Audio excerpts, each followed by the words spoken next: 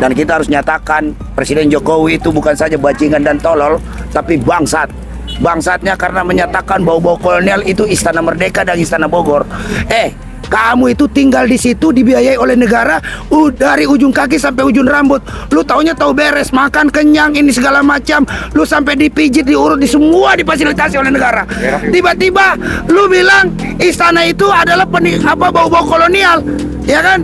Yang ada bau mulut Jokowi, bau kolonial, lebih bangsat daripada penjajah. Karena gara-gara dia itulah membuat istana-istana baru itu dengan memeras rakyat, mengusir rakyat, merampok tanah-tanah rakyat. Sekali lagi, Jokowi bangsat, bajingan, tolol. Kemudian anggaran pun compang-camping. Nah, sekarang ini IKN itu adalah satu simbol simbol dari kesombongan Joko Widodo sebagai raja. Jadi IKN itu adalah ibu kota kerajaan Nusantara, bukan ibu kota negara. Ya, jadi itu negara baru sekali lagi. Makanya saya tidak heran kalau kemudian Istana Negara, Istana Bogor itu adalah simbol kolonialisme. Nah, begitu juga Luhut bilang, dia bilang bahwa Jakarta feodal. Lo kalau bilang lu feodal, lu ngapain jangan sini, pulang ke sana, ke batas sana gitu. Jangan tinggal di sini. Sekali lagi begitu juga kalau bilang itu Istana Negara dan Bogor itu feodal, lo pulang ke Solo. Masih apa yang kami rasa, apa yang kami terima, dan apa yang kami pikir. Ketika anak-anak kami sekarang dihinakan oleh PP 28 2024, itu sangat menyakiti hati kami sebagai seorang ibu. Bagaimana alat kontrasepsi disediakan oleh penguasa, apakah kami tidak boleh protes? Satu. Yang kedua, ketika kemarin jilbab harus ditanggalkan ketika melakukan upacara dan pengukuhan proklamasi kemerdekaan di IKN. Apa itu juga bukan merupakan suatu penistaan?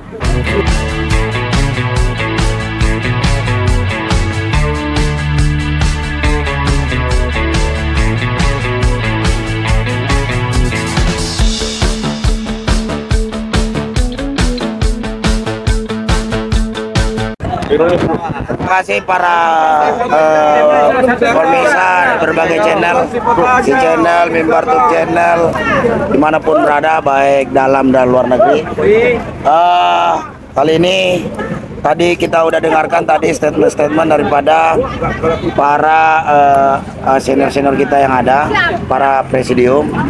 Namun kami dalam hal ini mewakili apalagi nih pihak serikat buruh, serikat pekerja yang ada di Indonesia, yang juga ikut serta merayakan Hari Konstitusi pada tanggal 18 Agustus ini di tempat ini, berharap bahwa buruh Indonesia belum merdeka. Selama Undang-Undang Omnibus Law Cipta Kerja belum dicabut, maka kaum buruh Indonesia dari Indonesia ini belum merdeka. Sejatinya apa yang terjadi, peraturan-peraturan yang disebut kawan-kawan tadi, perampasan tanah, upah murah, outsourcing, kontrak dan sebagainya, berikut juga kenaikan-kenaikan pajak, itu semua ujungnya adalah turunan daripada Undang-Undang Omnibus Law. Maka dari itu Undang-Undang Sapu Jagat yang dibuat oleh rezim Jokowi ini harus dicabut tanpa syarat. Karena untuk lebih menilai bahwa buruh merdeka di Indonesia itu kalau Undang-Undang Omnibus Law itu dicabut dan dikembalikan kepada undang-undang sebelumnya. Nah, ini kawan saya Presiden Aspek Indonesia, Bung Rusdi, silakan Bung. Ya, kawan-kawan, saya Muhammad Rusdi, Presiden Aspek Indonesia, Asosiasi Serikat Pekerja Indonesia. Hari ini kami bersama Bung Daeng mewakili kaum buruh Indonesia yang hadir pada hari ini sangat mendukung upaya gerakan menuju kedaulatan rakyat, gerakan untuk kembali ke UUD 45. Karena seperti diketahui kawan-kawan, bahwasannya kemerdekaan ini sebuah proses panjang dari seluruh para pejuang-pejuang kemerdekaan, baik para ulama termasuk adalah para aktivis-aktivis buruh yang berjuang dari awal-awal tahun 1900-an hingga 1945. Kita tahu bahwasanya kemerdekaan ini lahir dari sebuah proses perlawanan terhadap yang namanya Romusa, perlawanan terhadap namanya sistem kerja rodi, sistem tanam paksa. Itu yang terjadi saat itu. Nah, karenanya hari ini kami menilai bahwasanya Jokowi ini kemudian mengembalikan sistem tersebut kembali ke Indonesia. Kawan-kawan, hari ini ada menarik nih.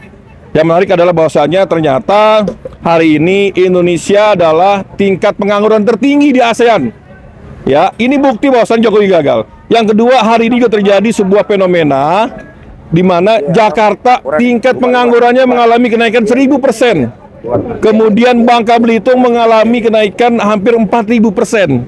Nah, satu sisi kemarin ya, 2 hari lalu Jokowi di KN melakukan sebuah kesalahan kembali yang tadi belum dibahas, yaitu menerbitkan PP nomor 29 tahun 2024 tentang ya perubahan terhadap PP 12 tahun 2023 tentang perizinan usaha dan juga fasilitas usaha di IKN. Apa isinya? Yang pertama adalah di pasal 18-nya itu yang luar biasa ya, terkait dengan hak guna usaha yang tadinya bertahap diawali hanya 35 tahun, sekarang langsung 95 tahun Dan dapat diperpanjang. Ini adalah sebuah penjajahan yang diberikan oleh Jokowi kepada para oligarki. Yang kedua adalah, kawan-kawan, ternyata Jokowi di sana kemudian kembali memberikan karpet merah bagi TKA. Di pasal 22 ada 3 item terkait TKA. Yang pertama adalah di pasal 22 tersebut ya, di IKN itu bahwasannya setiap pengusaha di IKN itu para TKA-nya dibebaskan uang kontribusi sebesar 100 US dollar. Katanya kita lagi nggak punya duit, tapi kok ini kok dibebaskan?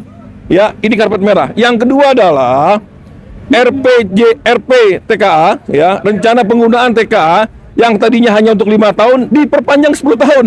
Ini mengapain lama banget? Jangan-jangan nanti ada eksodus besar-besaran, tiba-tiba mereka menjadi warga negara sana. Yang ketiga juga perlindungan terhadap TKI, tenaga kerja lokal Indonesia, ini makin nggak jelas. Sebelumnya Jokowi melalui PP 34 yang merupakan turunan dari Omnibus Law dan juga PP 1635 sudah melakukan sebuah kejahatan konstitusi yang luar biasa.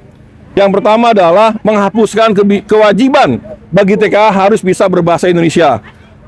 Menghilangkan kemudian rasio 1:10.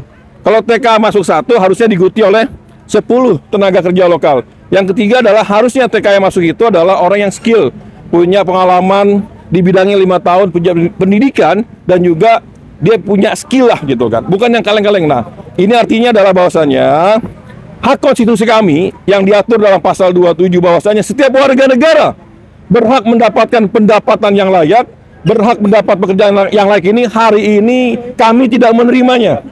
Buktinya kebijakan TKA tadi, faktanya adalah sampai hari ini pengangguran di Indonesia tertinggi di ASEAN, pengangguran di Jakarta naik 1000%, pengangguran di Bangka Belitung 4000%. Ini artinya adalah Jokowi bukan hanya ya gagal dalam memimpin Indonesia, tapi juga kemudian berkhianat pada konstitusi. Hidup buruh! Maka karenanya kami minta sekali lagi cabut PP 29 yang baru kemarin disahkan oleh Jokowi.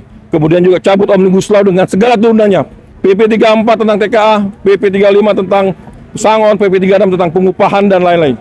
Nah, hari ini juga marah kawan-kawan terkait yang namanya daya beli jatuh. Hari daya beli jatuh sederhana kawan-kawan.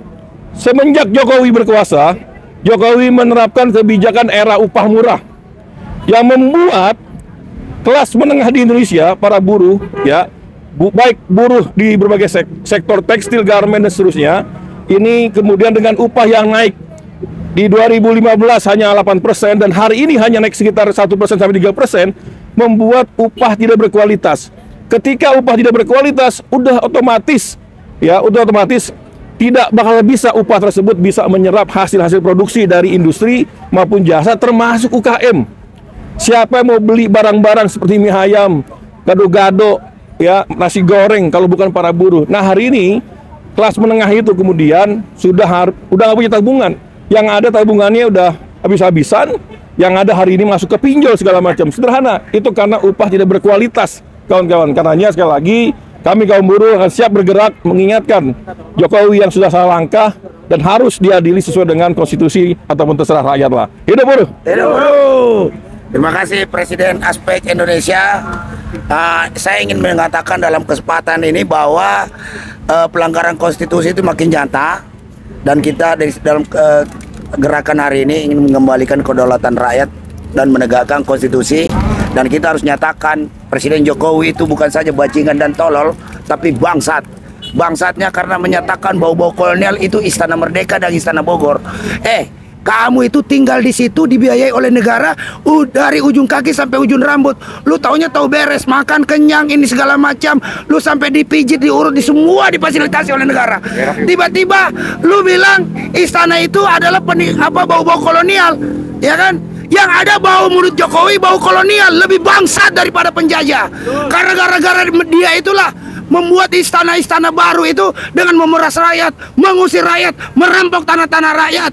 Sekali lagi, Jokowi bangsat, bajingan, tolol. Ya kan, harus rakyat itu lawan, harus rakyat berani melawan. Ya kan? Kalau perlu, karena dia sudah nyatakan bau-bau kolonial itu istana, lu pulang besok nggak usah tinggal lagi di Istana Merdeka. No, pasang tenda depan ini, Monas lo. Ya kan? Jangan sekali-sekali tidur. Kamu sama dengan menjilat dia dulu sendiri. Ini brengsek ini presiden ini. Silakan Bang Muslim. Ya. Baik. Saya hanya menambahkan sedikit. Saya Muslim Arbe, Direktur Gerakan Perubahan dan mewakili Hizbullah. Pertama, mendukung gerakan hari ini, acara hari ini, ya Prof Din dan teman-teman dari Gerakan Penegak Konstitusi FPDR dan Gerakan 45. Saya melihat bahwa ini ada bahaya yang nyata. IKN itu bukan ibu kota negara, tetapi itu adalah istilah baru yang dicanangkan oleh Joko Widodo. Itu melegalkan bahwa Indonesia dia membuat negara baru. Sekali lagi, IKN itu bukan ibu kota negara. Kenapa? Kalau ibu kota negara harus minta pendapat rakyat. Ini kan tidak, ya kan? Kemudian anggaran pun compang-camping. Nah, sekarang ini IKN itu adalah satu simbol simbol dari kesombongan Joko Widodo sebagai raja. Jadi IKN itu adalah ibu kota kerajaan Nusantara, bukan ibu kota negara. Ya, jadi itu negara baru sekali lagi. Makanya saya tidak heran kalau kemudian mengatakan Istana Negara, Istana Bogor itu adalah simbol kolonialisme. Nah, begitu juga Luhut bilang, dia bilang bahwa Jakarta feodal. Lo kalau bilang lu feodal, lu ngapain jangan sini, pulang ke sana, ke Batak sana gitu. Jangan tinggal di sini. Jangan tinggal di sini. Sekali lagi begitu juga kalau bilang itu Istana Negara dan Bogor itu feodal, lu pulang ke Solo. Nah, ini kan sama saya nonton tentang rakyat kan gitu. Tenda depan Monas saja udah. Nah, jadi sekali lagi bila perlu tinggal di got. Iya gitu. Nah, kalau dia lu ligat, ya kan gitu loh. Nah, gorong-gorong. Nah, jadi oleh sebab itu hari ini berarti Joko Widodo memaklumkan sebagai musuh rakyat, ya kan? Hari ini melanggar konstitusi terang-terangan, menindas dan menekan rakyat. Oleh sebab itu kita bangkit. Sesuai dengan arahan Pak Din Samsudin tadi bahwa 4 sampai September besok, bagaimana cara rakyat ini datang ke Jakarta rame-rame untuk menegakkan dosa rakyat dan sekali lagi memperjuangkan kembali kepada konstitusi. Allahu Akbar. Assalamualaikum warahmatullahi wabarakatuh. Oke, teman-teman sekalian, demikian ya penyampaian dari kami. Oh, ini ada ibu-ibu RM. Nah, sekaligus dia adalah MC, mungkin dia nanti sekaligus closing ya. Oke, silakan bicara. Terserah bebas. Oke, assalamualaikum warahmatullahi wabarakatuh. Ini sejarah ya, dari tadi sejarahnya kenapa bisa sampai sini gitu. Nggak apa-apa, mungkin agak panjang. Saya memberikan surat pemberitahuan itu untuk di DPR. Sampai tadi malam konfirmasi dan saya tetap ada di DPR. Informasi tetap di DPR. Tapi ketika pagi tadi Mokom sudah sampai sana, ternyata harus dibongkar, pindah keliling dan ke sini. Teman-teman kita yang ada di aksi Palestina entah kemana karena memang terpencar-pencar ya. Menurut informasi karena memang di sepanjang jalan itu kan aparat banyak gitu loh. Untuk Anda semua, bapak-bapak yang ada di atas, elit, kami tidak sedang melakukan makar. Kami hanya ingin menyampaikan aspirasi apa yang kami rasa, apa yang kami terima, dan apa yang kami pikir. Ketika anak-anak kami sekarang dihinakan oleh PP 28 2024, itu sangat menyakiti hati kami sebagai seorang ibu. Bagaimana alat kontrasepsi disediakan oleh penguasa, apakah kami tidak boleh protes? Satu. Yang kedua, ketika kemarin jilbab harus ditanggalkan ketika melakukan upacara dan pengukuhan proklamasi kemerdekaan di IKN. Apa itu juga bukan merupakan suatu penistaan? Dan kami para ibu yang akan marah saat itu. Walaupun pada waktunya upacara memang mengenakan jilbab, entah benar atau tidak, yang jelas jika tidak ada reaksi dari kami, maka itu akan terus berlanjut.